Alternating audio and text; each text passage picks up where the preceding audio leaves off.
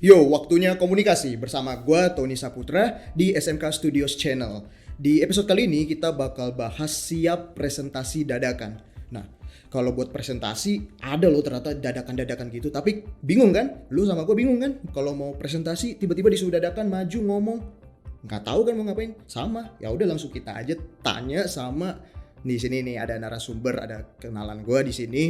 Beliau adalah speakerpreneur sama TV broadcaster. Nah, dari labelnya aja speakerpreneur, TV broadcaster kayaknya serem banget kan? Tapi nggak seserem itu kok, beliau santai aja kita. Nah, langsung aja. Halo Kak Doni. Hai Ton, apa kabar? Kabar ya cukup baik. Jangan cukup dong, sehat. Oh, sehat ya. Semangat. Sekarang itu sehat itu harganya mahal iya, sekali, bener. ya kan? Soal status masih jomblo atau PDKT mah nggak ada masalah, yang penting Nah, sehat. justru itu karena status yang bikin kurang baik gitu. Niatnya Lu mau nanya gue atau lu curhat sih? ya curhat dikit dulu. Niatnya mau Curcol ya? Iya, niatnya mau tahun ini punya pasangan gitu kan. Malah pandemi. Ya nggak apa-apa, pasangan online. Oh iya. Offline-nya nanti aja. Online nanti Oh, aja, bener-bener. ya kan?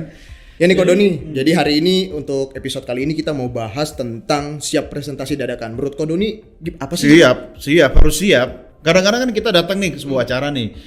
Presentasi jangan diartikan semata-mata presentasi bisnis loh. Oh iya. Ya kan? Nge-MC itu dadakan. Ya kan? Hey. Tiba-tiba nih kita datang ke sebuah acara, niatnya sih hadir. Tapi tuan rumah bilang, bro tolong dong, ya kan ini tamu gue banyak nih, lu tolong dong jadi MC sekaligus. Itu juga presentasi, mendadak kan? Ya. Nah, terus lu lagi main, tiba-tiba jemput Ayang misalnya mau nonton. Oke. Biasanya nunggu di luar, tiba-tiba masuk, ya kan? Ada camer.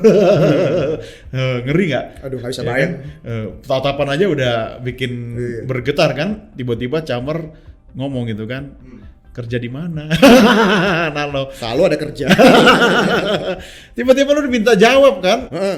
Itu juga membuat kita terjebak dalam situasi harus menyiapkan presentasi dadakan. Tapi tenang bro, ada tekniknya. Kalau orang Medan bilang teknik. Nah, Berarti presentasi itu bisa dalam bentuk apapun ya? bisa. Bahkan kayak cuma hadapin calon mertua itu juga presentasi. Bisa, seperti minuman itu loh yang iklannya di mana-mana ya kan, always ya Oke, kan, dan paham. apapun presentasinya selalu siap. Nah, yang penting nomor satu nih, lu harus cari kertas atau alat untuk mencatat. Jadi lu harus siapin catatan, Oh. apapun kondisinya. Ya, kan lu mau presentasi, lu mau tampil. Nah, kecuali kalau lu udah pede banget mencatat di pikiran.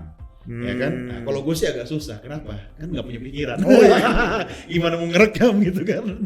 Jadi gue suka catat di tempat yang gampang, misalnya di handphone atau di tisu. Lu kalau di kafe gitu kan, ya udahlah.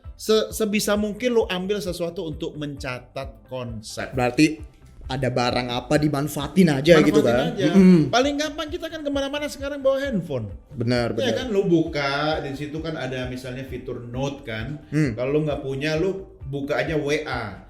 Ya, seolah-olah lu mau WA temen lu, tapi jangan lu buka WA calon mertua lu kan. Lu buka rahasia tuh namanya. Nggak sengaja Send, kepencet, iya. kesend gitu kan. Waduh, kelar hidup lu, Ton. Apalagi kalau presentasinya siapin yang aneh-aneh lagi. Nah, gitu. Jadi lu tetap buat catatan, kemudian lu buatlah intisari di situ. Jadi lu buat skema, lu bicara. Masih inget nggak kan kalau kita kan biasanya ada istilah PIP kan? PIP apa tuh? Buka, isi, penutup. Pembukaan, isi, penutup, atau istilah kerennya IBC. Ah, apa tuh? Introduction, body close. Salah, ikan bakar Cianjur. Ini lapar ya. Jadi tetap pakai konsep. Sesederhana apapun konsep itu, lu tulisin dengan 3 struktur tadi.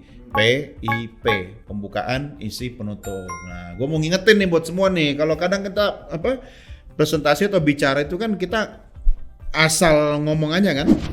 Lah kalau kita asal ngomong kan kita nggak tahu waktu. Sebenarnya kita punya target tertentu, misalnya nih mau merayu calon mertua biar memberikan izin gitu kan. Tapi mertua buru-buru nih mau ke kondangan gitu kan. Kita bisa kok dalam waktu 3 menit ya kan, kita menyampaikan tujuan kita. Makanya punya konsep. Oh, bisa dalam Bisa. durasi singkat Bisa. kesampaian semua. Lu lihat iklan TV nggak? Berapa detik? Oh iya benar. 30 detik bro. Iya. Hanya dengan 30 detik lu bisa menyampaikan pesan kan. Kalau 30 detik aja lu bisa nyampein pesan, kenapa lu harus bicara 3 jam? Ya, meninggal semua itu audiensnya 3 Iya, jam. nggak ada nggak ada iklan bermenit-menit. Nggak perlu gitu kan. Nah, jadi walaupun lu dalam kondisi mendadak, lu siapin konsep. Tapi kan gue nggak punya kertas, gue nggak punya alat tulis, gue nggak punya sesuatu yang bisa merekam catatan gue. Nggak mungkin juga lu terus di dinding kan, atau di baju calon mertua lu kan. Nah, kalau lu sudah terlatih, lu bisa mengonstruksikan di pikiran is okay. Kayak gue mungkin udah terbiasa lah, yang penting ada pembukaan, isi, penutup gitu kan, ada 3 gitu. Nah itu yang pertama, terus yang kedua lu harus punya skema dan alur.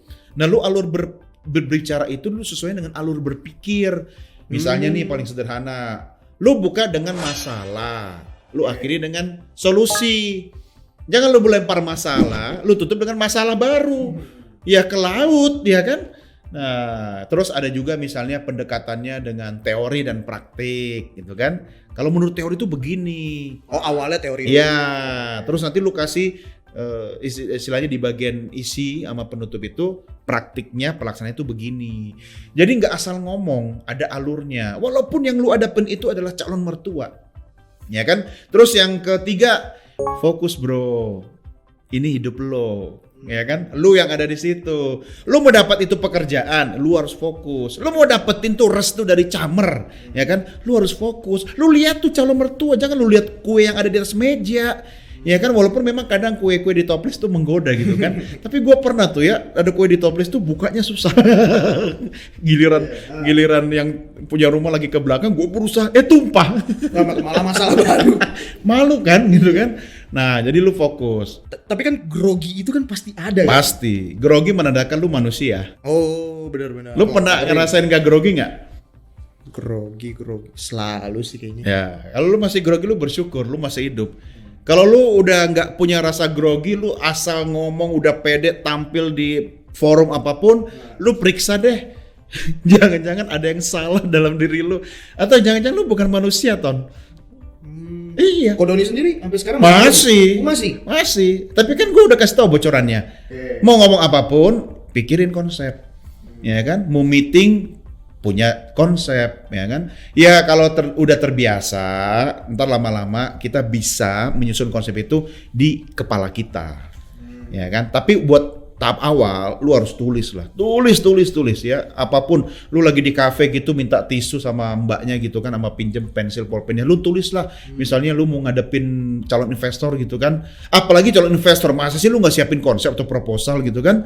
Nah, itu yang membuat lu bisa semakin sukses kalau lu fokus. Kenapa? Masalah pasti ada, bro. Iya sih. Pasti, ya. Gangguan bisa saja ada. Tiba-tiba lu lagi mau ngomong, Om, saya ini udah deket sama anaknya Om. Tiba-tiba kucing lewat, ya kan? Mengganggu konsentrasi gitu kan? Atau mungkin ada tukang sate lewat gitu kan? Nah, lu harus fokus. Karena masalah bisa ada, tapi tujuan kita di situ nggak boleh kita lupain. Nah, sama yang terakhir nih, gue mau ingetin.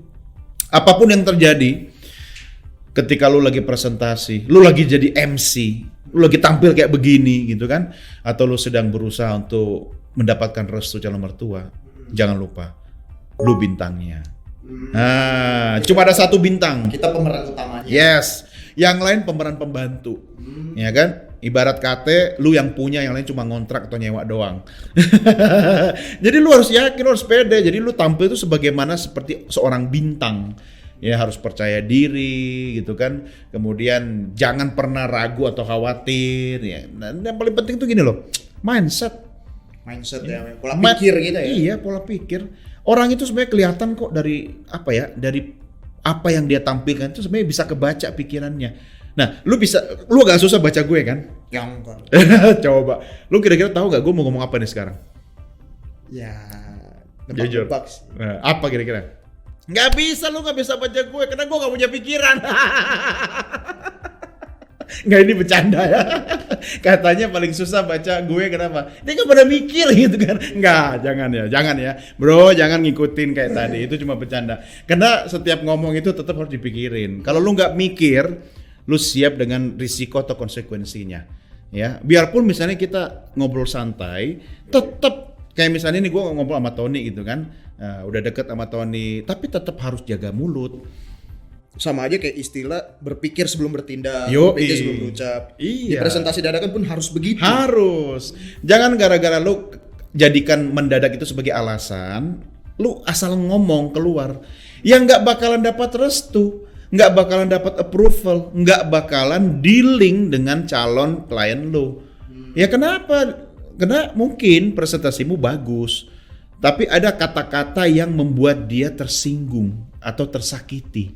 Iya kan? Iya. Loh, kadang-kadang loh kita sudah bawa proposal itu keren loh. Kadang-kadang kita sudah bawa konsep itu bagus loh. Iya.